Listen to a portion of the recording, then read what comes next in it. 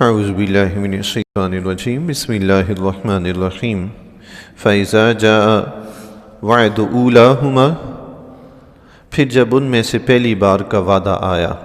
پچھلی آیت میں اللہ تبارک و تعالیٰ نے ارشاد فرمایا تھا کہ بنی اسرائیل کو اللہ تعالیٰ نے بتایا تھا کہ تم لوگ زمین میں 2 مرتبہ فساد پھیلاؤ گے، تو ان میں سے پہلی مرتبہ جب فساد کا وقت آیا، بتانے کا مطلب یہ تھا کہ تم فساد پھیلاؤ گے تو تمہیں اس کی سزا ملے گی۔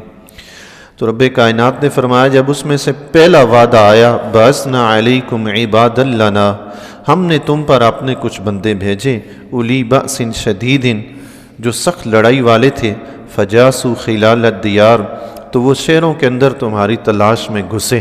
اللہ اکبر۔ وَكَانَ وَعْدًا مَفْعُولًا، اور یہ ایک وعدہ تھا جس سے پورا ہونا تھا۔ اللہ کا جو وعدہ ہے وہ کبھی ٹلتا نہیں ہے۔ ہمارے ہاں تو یہ ہے نا کہ دن میں ماں جو ہے بچے کو 10 مرتبہ کہے گی کہ تم یہ حرکت کرو گے تو میں ماروں گی، وہ بچہ حرکت کر بھی جاتا ہے، ماں پھر بھی نہیں مارتی۔ شام میں باپ آئے گا، اس کو بتاؤں گی، بچہ پھر بھی حرکت کر جاتا ہے، ماں باپ کو نہیں بتاتی، چل جاتا ہے کام۔ لیکن اللہ کے ہاں ایسا نہیں ہوتا۔ اللہ جس بات پہ کہتا ہے نا کہ میں سزا دوں گا تو وہ دیتا ہے، وہ چھوڑتا نہیں ہے۔ جب اس نے کہا ہے کہ ایسا کرو گے تو ایسا ہوگا تو پھر وہ کرتا ہے۔ تو یہ اللہ کا وعدہ تھا، بنی اسرائیل کو بتا دیا تھا کہ تم فساد پھیلاؤ گے تو تمہیں اس کے بدلے میں سزا ملے گی۔ وہ پہلا فساد کیا تھا؟ مفسرین کرام نے مختلف اقوال، بہت سی چیزیں لکھی ہیں، میں مختصر سا خلاصہ عرض کر دیتا ہوں۔ انہوں نے، بنی اسرائیل نے موسیٰ علیہ السلام کے بعد جو پہلے نبی تشریف لائے، وہ حضرت ارمیہ علیہ السلام تھے، یوشع علیہ السلام تھے، یا شعیہ علیہ السلام تھے، یا جو بھی تھے، ان کے بعد جو نبی تشریف لائے تھے، انہوں نے انہیں تورات کی اطاعت کا حکم دیا، اس کے مطابق زندگی بسر کرنے کا حکم دیا، گناہوں سے روکتے تھے بنی اسرائیل کو۔ یہ چیز ان کو پسند نہیں تھی۔ جب انسان نفس امارہ کے پھندے میں پھنس جاتا ہے نا اور عیاشیوں پہ لگ جاتا ہے، پھر اسے مصلحین پسند نہیں آتے، اصلاح کرنے والے، پھر وہ منمانی زندگی گزارنا چاہتا ہے۔ تو اللہ تبارک و تعالیٰ نے نبی اس لیے بھیجے ہیں کہ کوئی منمانی زندگی نہ گزارے، اللہ کی مرضی کے مطابق زندگی گزارے۔ تو وہ ان نبی علیہ السلام جو تھے تو وہ ان سے بہت پریشان تھے کہ یہ ہمیں کیوں روکتے ہیں ان چیزوں سے، یہ ہمیں تورات کا حکم کیوں دیتے ہیں۔ تو ان مردودوں نے، بنی اسرائیل یہودیوں نے، انہوں نے حضرت ارمیہ علیہ السلام یا شعیہ علیہ السلام جو بھی اللہ کے نبی تھے، انہوں نے ان کو قتل کر دیا اس وجہ سے۔ تو اللہ کے نبی کو شہید کر دیا گیا تو پھر رب کا عذاب آیا ان پر۔ اللہ تبارک و تعالیٰ نے ان پر دشمن مسلط فرما دیے۔ وہ دشمن کون تھے؟ یا بخت نصر تھا، یا سنجاریب روم کا کوئی بادشاہ تھا، یا یہ جالوت تھا جس کا ذکر دوسرے پارے میں بھی ملتا ہے۔ تو انہوں نے بنی اسرائیل کو مار مار کر، یہ بیت المقدس میں گھس گئے، ان کے گھروں میں گھس گئے، مردوں کو مار مار کے ختم کر دیا، عورتوں کو، بچوں کو قیدی بنا لیا۔ کہتے ہیں کہ 70,000 تقریباً یہودی جو ہے قتل ہوئے ایک نبی علیہ السلام کے قتل کے بدلے میں۔ اللہ اکبر۔ تو یہ اس پہلے وعدے کی اللہ تبارک و تعالیٰ نے ذکر فرمایا، اس کی سزا ان کو ملی۔ بخت نصر کے بارے میں آتا ہے کہ اس نے جب ان پر، بنی اسرائیل پر حملہ کیا، بیت المقدس میں داخل ہوا، اس کو بھی توڑ پھوڑ دیا۔ بیت المقدس حضرت سلیمان علیہ السلام نے تعمیر فرمایا تھا۔ تو بیت المقدس کی تعمیر میں سلیمان علیہ السلام نے سونا اور چاندی لگایا تھا۔ جو بیت المقدس کا فرش تھا وہ سونے اور چاندی کا تھا، اور جو اس کے ستون تھے وہ سارے کے سارے چاندی کے بنے ہوئے تھے۔ سبحان اللہ۔ اور یہ قوم جنات نے تعمیر فرمایا تھا جو حضرت سلیمان علیہ السلام کے تابع تھے۔ بخت نصر نے جب حملہ کیا تو اس بیت المقدس سے جتنا بھی سونا چاندی تھا سب وہ لوٹ کر لے گیا۔ روایت میں آتا ہے کہ 1,70,000 سونے کے بنے ہوئے بچھڑے تھے۔ اللہ، 1,70,000 سونے کے بچھڑے جو انہوں نے، یہودیوں نے اپنی عبادت کے لیے بنا لیے تھے، بت پرستی شروع کر دی تھی۔ 1,70,000 وہ بچھڑے تھے۔ اور اسی روایت کے آخر میں آتا ہے جو سونا چاندی وہ بیت المقدس سے لوٹ کر لے کر گئے، وہ 1700 کشتیوں پر سوار کر لے کر گئے تھے۔ اللہ، 1700 کشتیوں پر۔ اور اسی حدیث کے آخر میں آتا ہے کہ حضرت مہدی علیہ السلام جب تشریف لائیں گے تو وہ یہ سارا سونا چاندی لے کر واپس بیت المقدس میں رکھیں گے۔ سبحان اللہ اکبر۔ علامہ ابن جریر طبری نے اس حدیث کو نقل فرمایا ہے جامع القرآن میں۔ اللہ اکبر۔ تو یہ پہلا وعدہ تھا اللہ تبارک و تعالیٰ کی طرف سے کہ تم فساد پھیلاؤ گے تو تمہیں اس کی سزا ملے گی. ثم رددناکم الکرۃ علیہم، پھر ہم نے ان پر الٹ کر تمہارا حملہ کر دیا. وامددناکم باموال وبنین، اور ہم نے تمہاری مدد فرمائی اموال کے ذریعے اور اولاد بیٹوں کے ذریعے. وجعلناکم اکثر نفیرا، اور ہم نے تمہارا جتھا بڑھا دیا، تمہاری کثرت کر دی. سبحان اللہ.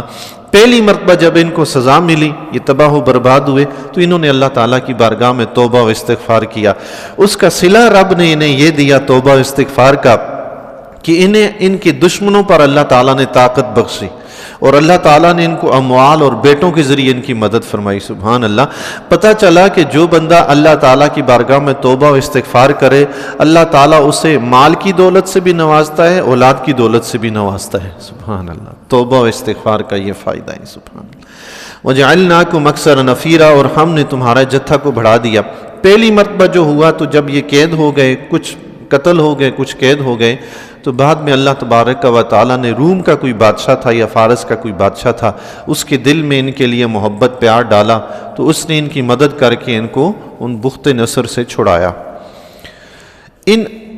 ثم رددناکم کرۃ علیہم ان احسنتم لانفسکم، اگر تم بھلائی کرو گے تو بھلائی تم اپنے لیے کرو گے. تمہیں جو بھلائی کا صلہ ملے گا، تمہیں جو اس کی جزا ملے گی، وہ فائدہ بھی تمہیں ہی ہوگا. اللہ اکبر. دنیا میں بھی آخرت میں بھی. سبحان اللہ. توبہ استغفار کرنا بھلائی ہی بھلائی ہے، اس کے بدلے میں اللہ تبارک و تعالیٰ کتنی نعمتوں سے نوازتا ہے. اللہ اکبر. وَإِنْ أَسَأْتُمْ فَلَهَا، اور اگر تم برا کرو گے تو اپنے لیے کرو گے. برائی کی جزا جو سزا ہوگی وہ بھی خود ہی بھگتنی ہوگی، اچھائی کی جو جزا ہوگی، جو اس کا صلہ ملے گا، وہ بھی ہمیں ہی ملے گا.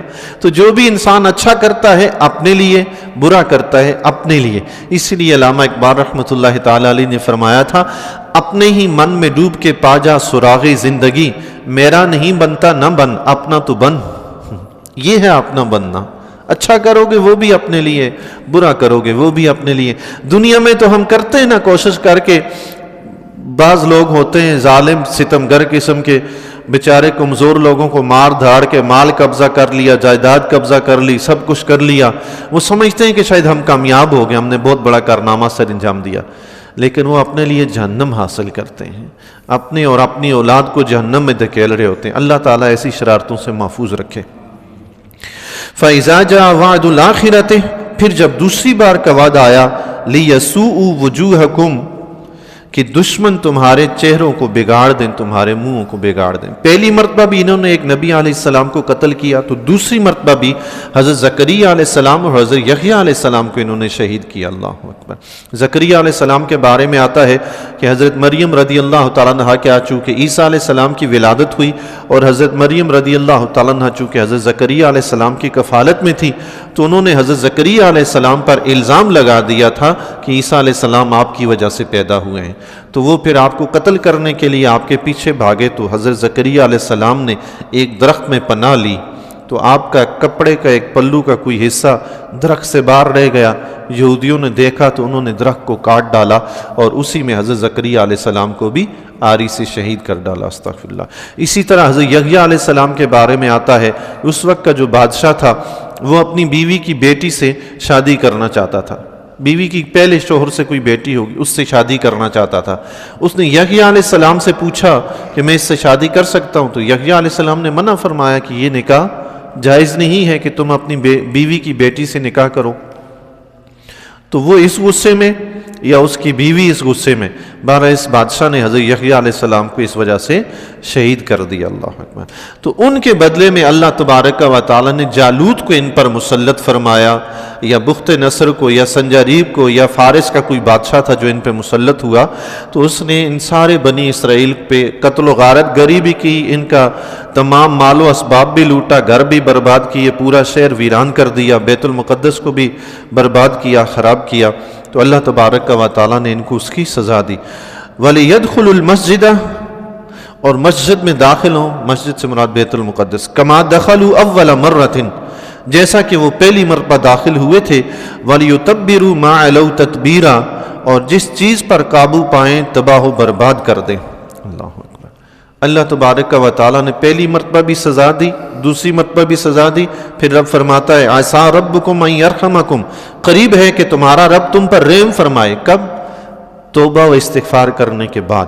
جب بندہ اللہ کی بارگاہ میں توبہ کرتا ہے، استغفار کرتا ہے، تو رب کا کرم بھی ہوتا ہے۔ وَإِنْ عُدْتُمْ عُدْنَا، اور اگر تم پھر شرارت کرو گے تو ہم پھر سزا دیں گے۔ اللہ اکبر۔ یہودیوں نے پھر حضور علیہ السلام کے زمانہ اقدس میں حضور علیہ السلام کے ساتھ بھی شرارت کی، حضور کو تسلیم بھی نہیں کیا، جھٹلایا، اور نعوذ باللہ حضور علیہ السلام کے قتل کی بھی سازش کی۔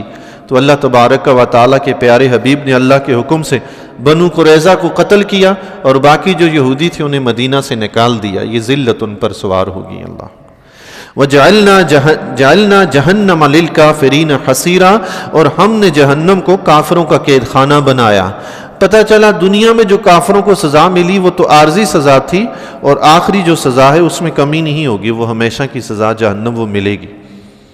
دنیا کی سزائیں مختصر ہوتی ہیں، عارضی ہوتی ہیں، آخرت کی جو سزا ہے وہ ضرور ملے گی، الا یہ کہ اللہ تبارک و تعالیٰ کسی کو دنیا میں ہی توفیق عطا فرمائے کہ وہ توبہ و استغفار کر لے۔ اللہ تبارک و تعالیٰ ہمیں ایسی توبہ و استغفار کرنے کی توفیق عطا فرمائے۔